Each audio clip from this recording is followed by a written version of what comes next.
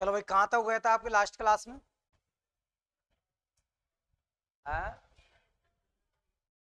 परिसंचरण कंप्लीट हो गया था है? अगला जो टॉपिक है,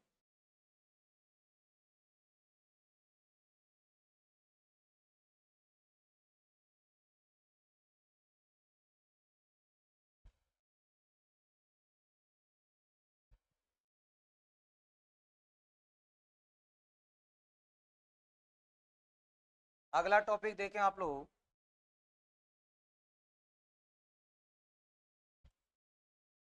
तंत्र का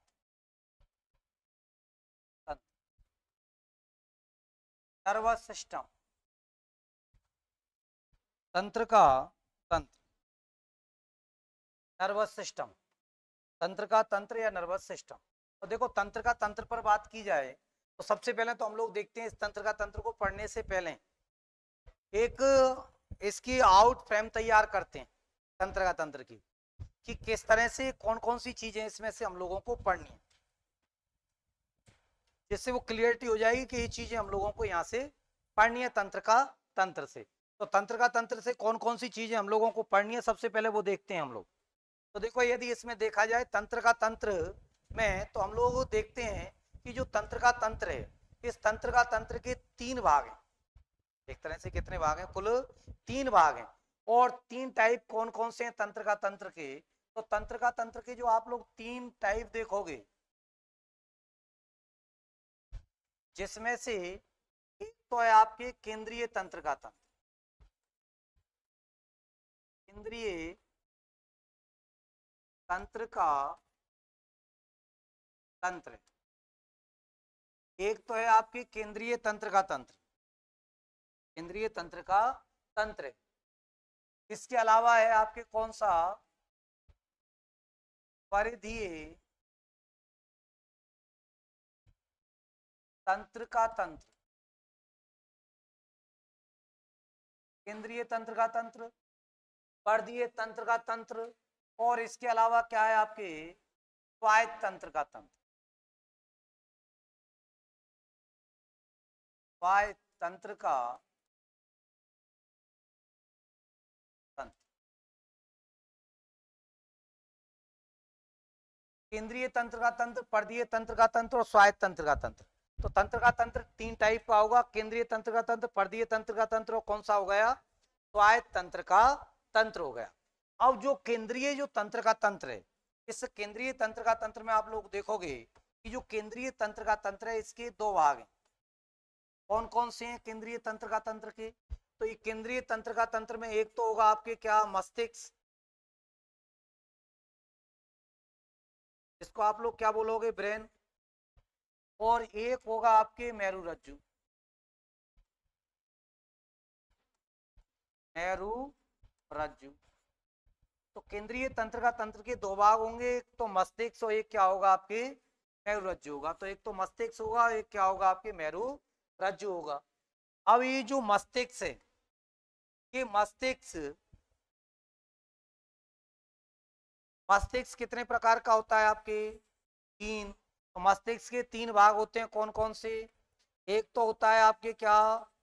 अग्र मस्तिष्क। एक तो अग्र मस्तिष्क होता है। इसके अलावा कौन सा होगा? मध्य मस्तिष्क। और इसके अलावा कौन सा हो जाएगा? पश्चिम मस्तिष्क।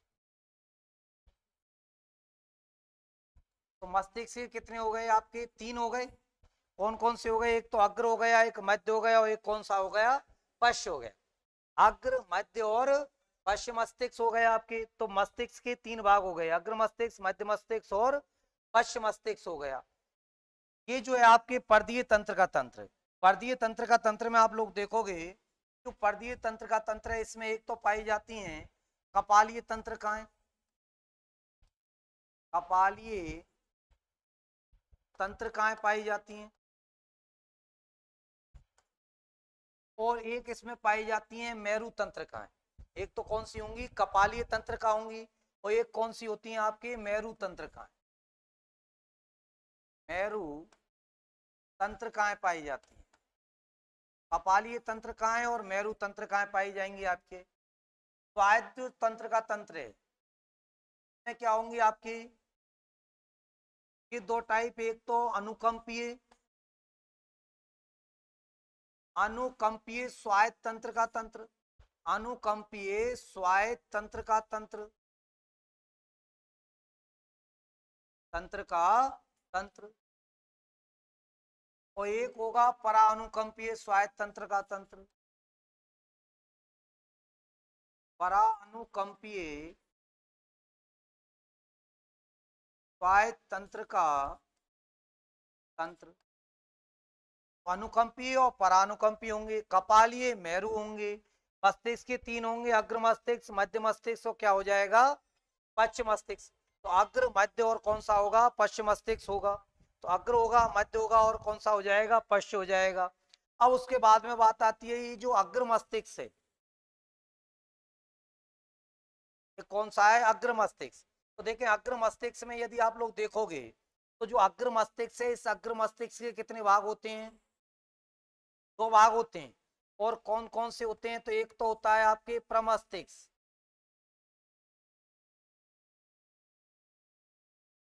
और प्रमस्तिष्क को हम लोग कहते हैं सेरिब्रम। सेरिब्रम के नाम से ज्यादा आता है क्वेश्चन। तो एक तो कौन सा होता है? प्रमस्तिष्क, जिसको आप लोग क्या कहते हैं? सेरिब्रम। इसके अलावा इसमें होता है डाइएनसेफेनॉल, डाइएनसेफेनॉन।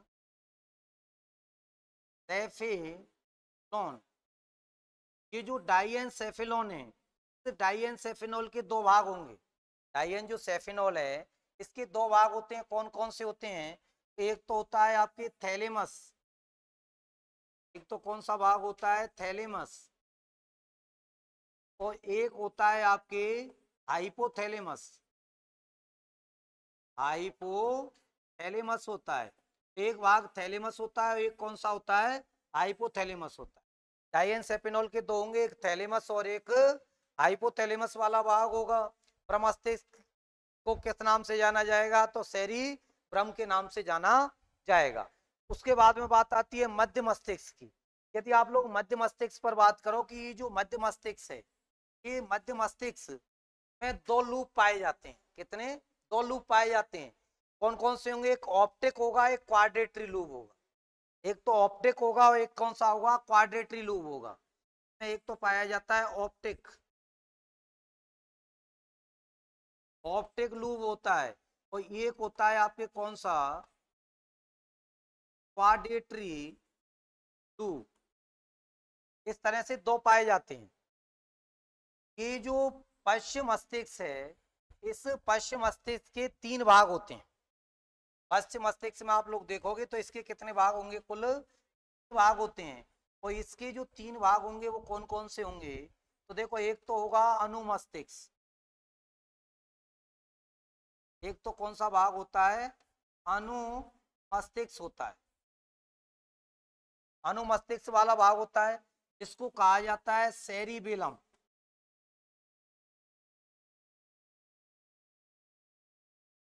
सेरिबेलम कहा जाता है अनुमस्तिष्क वाले भाग को। इसके अलावा होता है आपके कौन सा? पोन्स। और एक होता है मेडुला ओब्लोंगेटा। मेडुला ओब्लोंगेटा होता है।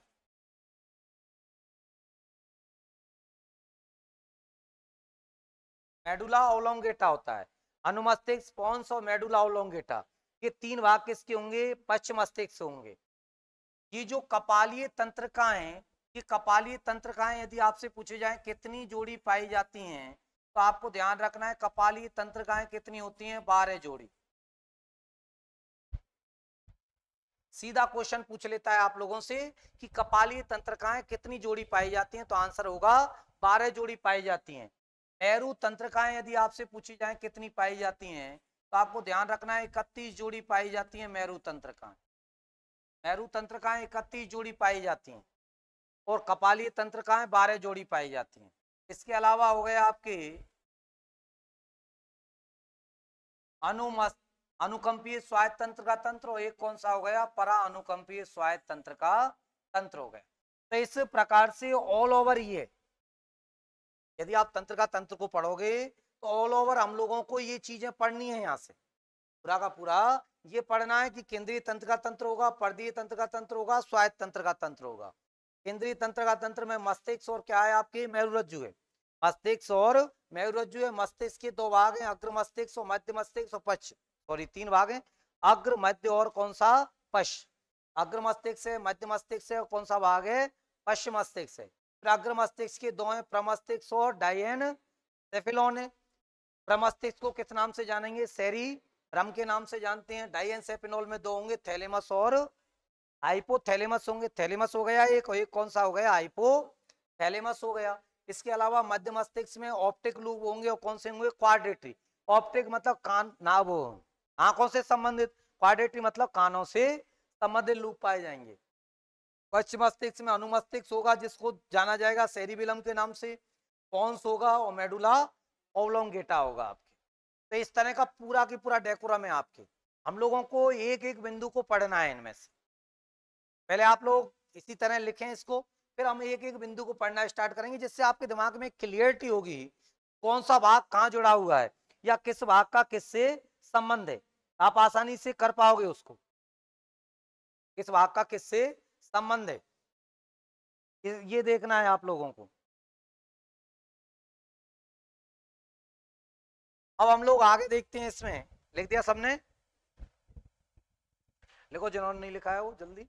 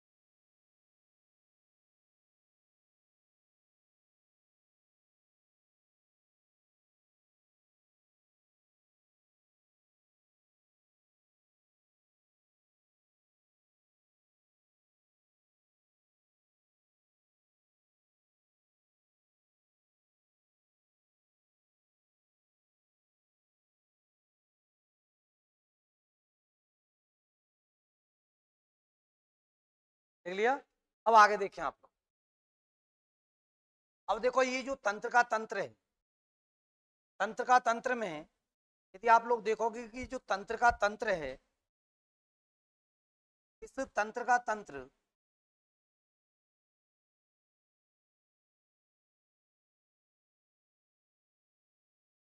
तंत्र का निर्माण जिन कोशिकाओं से होता है तो क्या कहा जाएगा, तंत्र का कोशिका।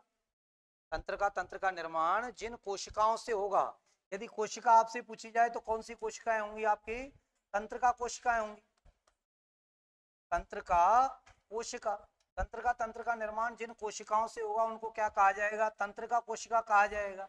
या आप लोग इंग्लिश में क्या बोलोगे, न्यूरॉन, न्यूरॉन बोलोगे। इंग्लिश में क्या बोलते हैं हम लोग, न्यूरॉन बोलते हैं। तो तंत्र का निर्माण जिन कोशिकाओं से होगा या जिससे होगा उसको क्या बोलोगे आप लोग, न्यूरॉन बोलते हैं हम लोग। अब इस न्यूरॉन को आप लोग देखोगे कि तंत्र का निर्माण तंत्र का कोशिकाओं से हो रहा है, जिनको आप लोगों ने क्या बोल दिया, न्यूरॉन बोल दिया। इनको न्यूरॉन कहा जाता है। ऑल ओवर यदि ये एक महत्वपूर्ण तंत्र का कोशिकाएं, आप लोग कह सकते हो हमारे जीवन में कि ये जो तंत्र का कोशिकाएं या जो न्यूरॉन्स हैं, कि न्यूरॉन में केवल केवल एकमात्र प्रारंभिक विभाजन होता है, या कई बार कहा जाता है कि ये अविभाज्य कोशिकाएं। तो यदि आपसे पूछा जाए कि मानव शरीर की वे कोशिकाएं जो क्या होती हैं, अविभाज्य होती हैं, यदि आप लोगों से इस तरह से पूछ लिया जाए कि मानव शरीर की वे कोशिकाएं जो कैसी हों, अविभाज्य, उनको क्या कहा जाएगा, तंत्रिका कोशिका या न्यूरॉन कोशिका कहा जाएगा। तो यदि आप लोगों से कहा जाए कि मानव शरीर की एकमात्र कोशिका जो क्या है, अविभाज्य, कौन सी हो गई, न्यूरॉन। अविभाज्य कोशिका है, अविभाज्य कोशिका है, अविभाज्य कोशिका है। जबकि कोशिका में किसकी क्षमता होती है, विभाजन की क्षमता होती है। कोशिकाएं भी होती हैं जिनमें क्या पाया जाए, विभाजन की क्षमता पाई जाए, विभाजन की क्षमता पाई जाती है। लेकिन ये एक ऐसी कोशिका है जिसमें विभाजन की क्षमता नहीं पाई जाती। एक तो ये ध्यान रखना है। दूसरा, सबसे लंबी, यदि आपसे पूछा जाए सबसे लंबी मानव शरीर की सबसे लंबी कोशिका कौन सी है, तो सबसे लंबी यदि आपसे पूछा जाता है कौन सी होगी, आपके न्यूरॉन होगी। न्यूरॉन सेल है, सबसे बड़ी नहीं, सबसे लंबी। बात किसकी चल रही है, सबसे लंबी। और लगभग कितनी लंबाई होती है, 90 सेंटीमीटर के करीब लंबाई होती है। सबसे लंबी सेल है आपके न्यूरॉन सेल, जो कि एक अविभाजित कोशिका है। तो तंत्र का जो निर्माण होता है वो किन से होता है, तो आपसे यदि पूछा जाए कि तंत्र का निर्माण किन से होगा, तो न्यूरॉन कोशिकाओं से होगा, या तंत्रिका कोशिकाओं से होगा।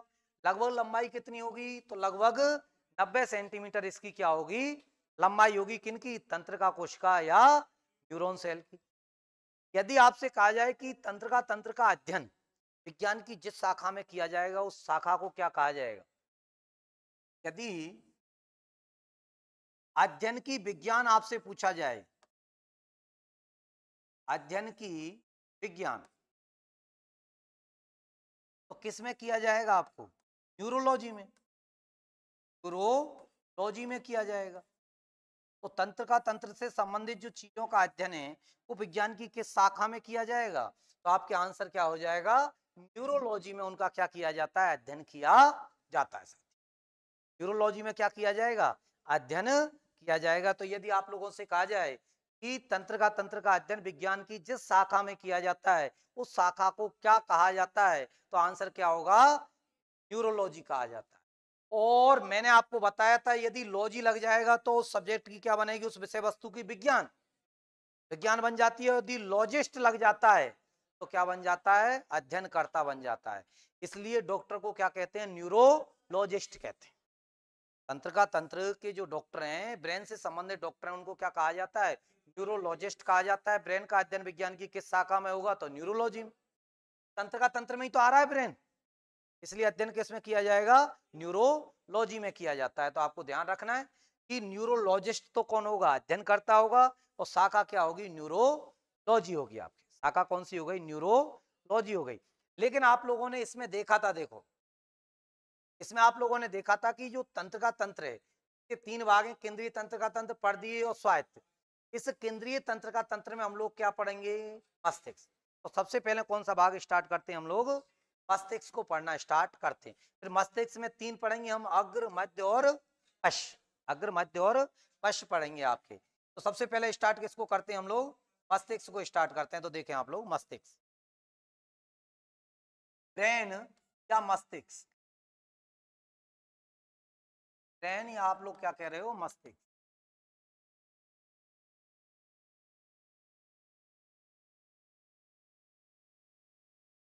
मस्तिष्क या आप लोग क्या बोल रहे हो, ब्रेन बोल रहे हो। तो मस्तिष्क या ब्रेन के बारे में यदि देखा जाए तो जो मस्तिष्क या ब्रेन है, यदि इसकी वजन की हम लोग बात करें, ब्रेन की यदि किस पर बात करें हम लोग, वजन पर यदि बात करें ब्रेन के वजन पर, तो बच्चों में ब्रेन का वजन कितना होता है, बच्चों में ब्रेन का वजन कितना होता है, और वयस्क एडल्ट व्यक्ति में ब्रेन का वजन कितना। तो आपको ध्यान रखना है, बच्चों में ब्रेन का वजन कितना होता है, लगभग 250 से 300 ग्राम के करीब, 250 से 100 ग्राम के करीब होता है आपके। लेकिन एडल्ट में कितना होगा, तो लगभग कितना होगा आपके 1.5 kg, मतलब 1500 ग्राम के करीब, लगभग इतना हो गया। क्या कई जगह एवरेज देकर रखते हैं कितना, 1300 से 1400 या 1300 से 1500, ऐसे एवरेज देकर रखते हैं। बाकी वर्तमान में तरह से एनसीईआरटी में लिखा रहता है। पहले राजस्थान में माध्यमिक शिक्षा बोर्ड की किताबें चलती थी, तो उसमें तो नर और मादा का अलग अलग बता रखा था, मैं तो नर और मादा का क्या बता रखा था, अलग अलग बता रखा था। यदि एनसीईआरटी के अकॉर्डिंग देखोगे तो सीधा यही दे रखा है,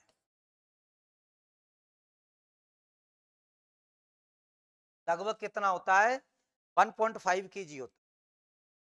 लेकिन पहले जो माध्यमिक शिक्षा बोर्ड की राजस्थान की किताबें चलती थी, आरबीएससी की किताबें चलती थी, उनमें क्या मानते थे इसको, उनमें देकर मानते थे, तो आरबीएससी की किताबें चलती थी उनमें सीधा देकर रखते थे कितना, 1300 से 1400 ग्राम के करीब देकर रखते थे। और उनमें इस तरह से देकर रखते थे कि एक नर का ब्रेन का वेट है जो थोड़ा सा ज्यादा होता है, मतलब उनमें दिया हुआ रहता था कि जो फीमेल का है वो लगभग कितना होता है, 1300 ग्राम के करीब होता है, और जो मेल है उस मेल का लगभग कितना होता है आपके, 1400 ग्राम के करीब। लेकिन ऐसा कोई खास क्वेश्चन है एग्जाम में कि इस तरह का कोई विवादित पॉइंट रहा हो, जब भी पूछता है सीधा पूछता है आपसे कि ब्रेन का वजन कितना होता है, आंसर क्या होगा, 1.5 होगा। वर्तमान में ये नहीं चल रही है, वर्तमान में कौन सी चल रही है, क्लैरिटी चल रही है आपके सभी राज्यों में, तो वर्तमान में के अकॉर्डिंग ये आंसर की डेवलप की जाती है, तो आपका आंसर होगा 1.5 kg या 1500 ग्राम। तो बच्चों में लगभग 250 से 300 ग्राम होगा, जबकि एडल्ट में लगभग कितना होगा, 1.5 kg ब्रेन का क्या पाया जाता है, वेट पाया जाता है या वजन पाया जाता है आपकी। अब ये जो ब्रेन है या जो मस्तिष्क है, इसके अलावा देखें और क्या है, तो आप लोगों के लेवल पर पूछने योग्य है इस ब्रेन से। एक तो वजन को लेकर आप लोगों से पूछा जा सकता है, ब्रेन का अध्ययन विज्ञान की किस शाखा में किया जाएगा, तो न्यूरोलॉजी में किया जाएगा, अध्ययन करता तो न्यूरोलॉजिस्ट हो जाएगा, तो वो तो तंत्र का मामला हो गया। इसके अलावा यदि आप लोग देखोगे, आगे चलें, इसके अलावा यदि हम देखेंगे तो जो ब्रेन है, इस ब्रेन के चारों, ये जो आपकी ब्रेन है, तो ब्रेन के चारों ओर झिल्लियां पाई जाती हैं। ये वैसे तो अस्थियों से ढका हुआ है चारों, लेकिन इसके अतिरिक्त इसमें क्या पाई जाती हैं, झिल्ली भी पाई जाती है। ब्रेन के चारों ओर झिल्ली भी पाई जाती हैं आपकी। तो इस ब्रेन के चारों ओर जो झिल्ली पाई जाती हैं, कुल कितनी झिल्ली पाई जाती हैं, तो 3 झिल्ली पाई जाती हैं, आप लोगों को ध्यान रखना है। ये जो ब्रेन है, इस ब्रेन के चारों ओर 3 झिल्ली पाई जाती हैं। ये तो हो गए आपके ब्रेन, तो ये किससे ढका हुआ है, झिल्लियों से ढका हुआ है, झिल्लियों से ढका हुआ है। आप लोगों को ध्यान रखना है इन झिल्लियों का क्रम, CAP, ये क्रम ध्यान रखना है इन झिल्लियों का, क्रम क्रम कई बार पूछ लेता है, कई बार किसको पूछ लेता है, क्रम को पूछ लेता है। तो आपको ध्यान रखना है DAP मतलब ड्यूरामेटर, डी का मतलब ड्यूरामेटर, ड्यूरामेटर, अरेकिनोइड और फाया मैटर, पायरामीटर या पाया मैटर कह देते हैं हम लोग।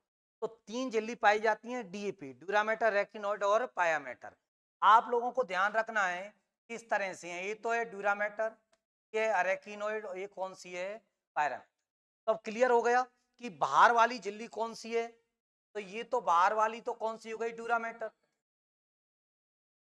बाहरी झिल्ली। तो यदि आपसे पूछा जाए ब्रेन की बाहरी झिल्ली कौन सी है, तो आंसर क्या हो जाएगा, ड्यूरामेटर हो जाएगा।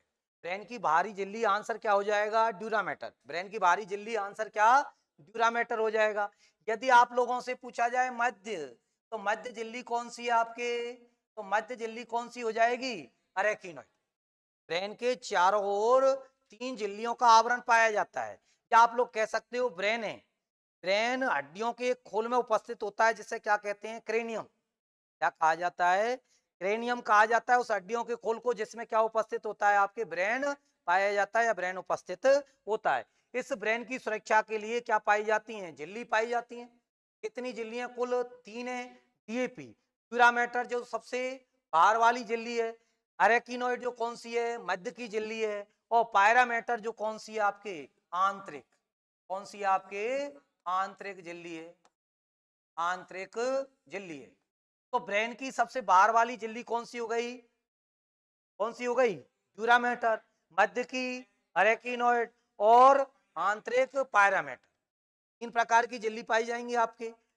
अब ये झिल्लियों का मेन कार्य क्या है, ये जो तीनों प्रकार की जो झिल्ली हैं, ब्रेन के चारों ओर 3 प्रकार की झिल्ली पाई जाती हैं, और जो हड्डियों का जो कवच पाया जाता है, हड्डियों का जो खोल पाया जाता है, जो कवच पाया जाता है, तो क्या कहा जाता है, क्रेनियम। हड्डियों का जो कवच पाया जाता है जिसके अंदर ये सुरक्षित रहता है, उसको क्या कहा जाता है, क्रेनियम कहा जाता है। अब ये तीनों झिल्ली, ये तीनों झिल्ली, तीनों झिल्ली, तीनों झिल्ली ब्रेन को बाहरी आघातों से, ब्रेन को बाहरी या बाह्य आघातों से,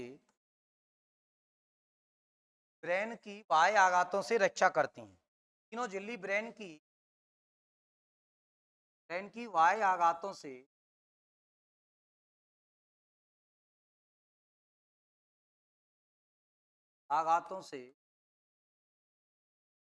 रक्षा करती हैं,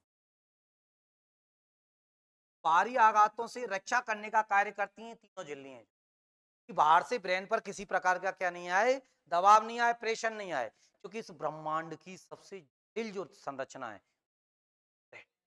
ब्रेन ही है। यदि आपसे कभी कहा जाए कि ब्रह्मांड की सबसे जटिल संरचना, संपूर्ण ब्रह्मांड की, संपूर्ण ब्रह्मांड की, संपूर्ण ब्रह्मांड की सबसे जटिल संरचना, यदि आप लोगों से पूछा जाए कि संपूर्ण ब्रह्मांड की सबसे जटिल संरचना कौन सी है, तो संपूर्ण ब्रह्मांड की सबसे जटिल संरचना यदि कोई है, वो क्या है साथियों, ब्रेन है। कि आप लोगों से पूछा जाए कि संपूर्ण ब्रह्मांड की सबसे जटिल संरचना, तो आंसर क्या हो जाएगा, ब्रेन हो जाएगा। ब्रेन इस ब्रह्मांड की सबसे क्या है, जटिल संरचना है, जो किससे गिरी हुई है, आपके एक अस्थियों के खोल से गिरी हुई है, उनको तो क्या कहते हैं, क्रेनियम। इसके अलावा किससे गिरी हुई है, झिल्लियों से गिरी हुई है। कितने प्रकार की झिल्ली, तो 3 झिल्ली हैं। सबसे बाहर वाली क्या कहला रही है, ड्यूरामेटर, मध्य की अरेकिनोइड, और आंतरिक क्या कहला रही है, पायरामेटर या पाया मैटर के नाम से जानी जाती है आपकी।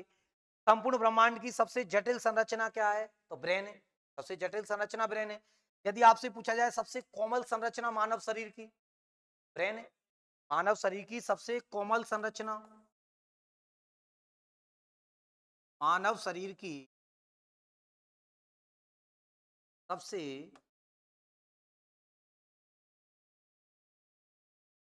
कोमल संरचना, या मानव शरीर का सबसे महत्वपूर्ण अंग क्या है, ब्रेन है। मानव शरीर की सबसे कोमल संरचना क्या हो जाएगी, ब्रेन। मानव शरीर का सबसे महत्वपूर्ण अंग भी कौन हो जाएगा, ब्रेन हो जाएगा। मानव शरीर का सबसे महत्वपूर्ण अंग क्या हो जाएगा, ब्रेन हो जाएगा। आपके मानव शरीर का सबसे महत्वपूर्ण अंग है, आपके मानव शरीर का सबसे महत्वपूर्ण अंग, मानव शरीर का सबसे महत्वपूर्ण अंग। यदि आपसे पूछा जाए कि मानव शरीर का सबसे महत्वपूर्ण अंग कौन सा है, तो आंसर क्या हो जाएगा, ब्रेन हो जाएगा। सबसे कॉमन टाइप की जो संरचना है वो ब्रेन है, इसलिए चारों ओर से खोल पाया जाता है, तो इसकी क्या करता है, सुरक्षा करता है। इसके अलावा इस ब्रेन में और क्या देखते हैं आप लोग, तो इसके अलावा ब्रेन में एक द्रव पदार्थ पाया जाता है। आप लोगों को ध्यान रखना है, इस ब्रेन की जो झिल्ली है ना, इन झिल्लियों में एक द्रव पदार्थ पाया जाता है। ब्रेन की जो झिल्ली है, इन झिल्लियों में एक द्रव पदार्थ पाया जाता है इनमें।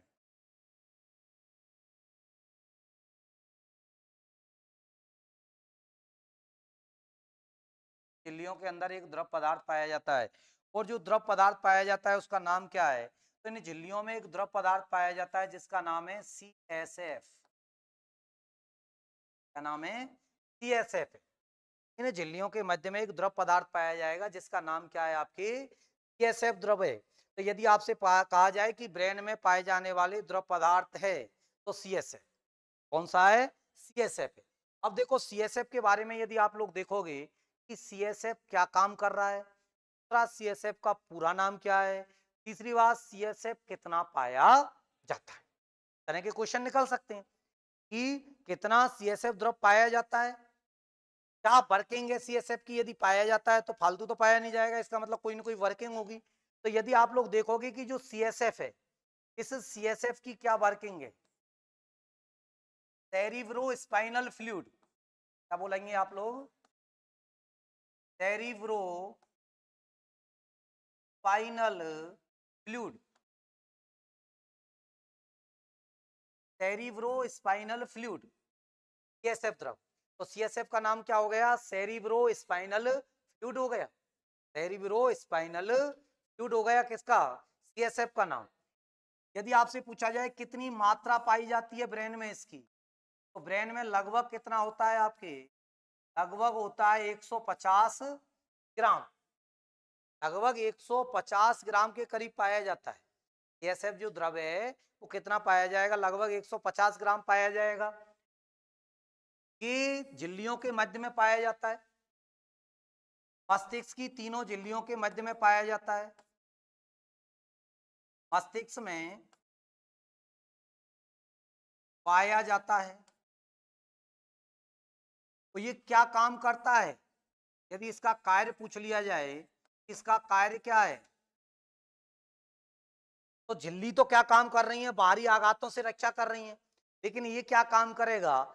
घर्षण को कम करेगा। मस्तिष्क के अंदर जो चीजें, उनमें जो घर्षण होगा वो घर्षण को क्या करेगा? कम। क्योंकि घर्षण के कारण चीजें नष्ट हो सकती है, घर्षण के कारण नष्ट हो सकती है कोई अंग, ब्रेन के अंदर से कोई झिल्ली नष्ट हो सकती है, तो उस घर्षण को क्या करता है? कम करता है। तो आप लोग कह सकते हो ब्रेन के अंदर घर्षण को कम करता है। ब्रेन के अंदर, ब्रेन के अंदर घर्षण को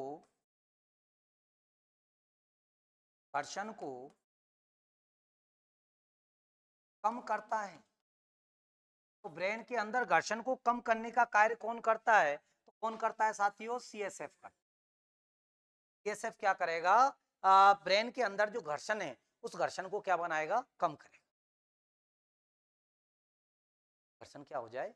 कम हो जाए। कोई भी लुब्रिकेंट का इस्तेमाल किस लिए किया जाता है? स्नेहक का इस्तेमाल किस लिए किया जाता है? तो घर्षण को कम करने। लेकिन इसके अलावा इस ब्रेन का और भी इस्तेमाल करते हैं। जैसे किसी व्यक्ति की यदि मृत्यु न्यूरोटॉक्सिक के कारण हुई है, कोई न्यूरोटॉक्सिक पदार्थ है, ब्रेन पर प्रभाव छोड़ने वाला जो न्यूरोटॉक्सिक पदार्थ है, यदि उसके कारण हुई है तो जांच किसकी की जाती है? CSF। पोस्टमार्टम करके क्या निकाला जाता है? CSF निकाल लिया जाता है यहाँ से, और CSF की जांच की जाती है। यदि कोई न्यूरोटॉक्सिक पदार्थ के कारण यदि मृत्यु हुई है उस व्यक्ति की, तो वहां पर प्रेजेंट होता है तो मालूम चल जाता है कि न्यूरोटॉक्सिक के कारण इस व्यक्ति की हुई है, मृत्यु हुई है। तो एक तरह से आप लोग कह सकते हो मृत्यु का कारण स्पष्ट करने में भी इसका इस्तेमाल किया जाता है। यदि आपसे कहा जाए कि ब्रेन के एक तो घर्षण को क्या करेगा? कम करता है। CSF द्रव का इस्तेमाल कहाँ किया जाएगा? तो मृत्यु का कारण जांचने में भी किया जाता है। मृत्यु का कारण जांचने में, मृत्यु का कारण जांचने में,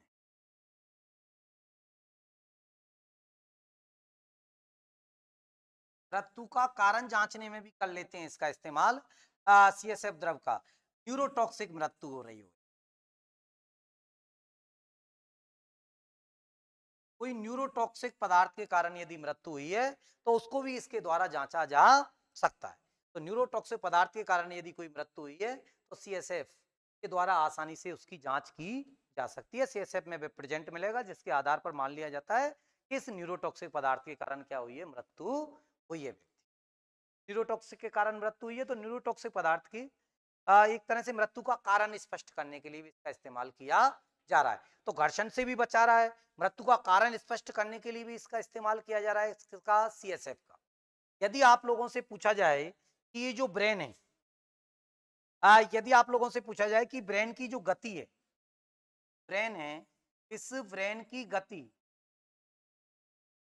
ब्रेन की गति का मापन किससे किया जाएगा? ब्रेन की गति का मापन, तो ब्रेन की गति का मापन किससे करते हैं? जैसे हृदय की गति का मापन किससे करते हैं आप लोग?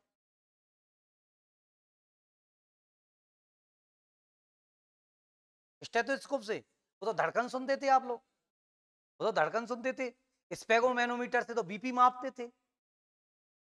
क्या करते थे? ECG, इलेक्ट्रोकार्डियोग्राफी, ECG करते थे नहीं। इसी प्रकार से ब्रेन की गति भी होगी, तो ब्रेन की गति के मापन के लिए किसका इस्तेमाल किया जाए?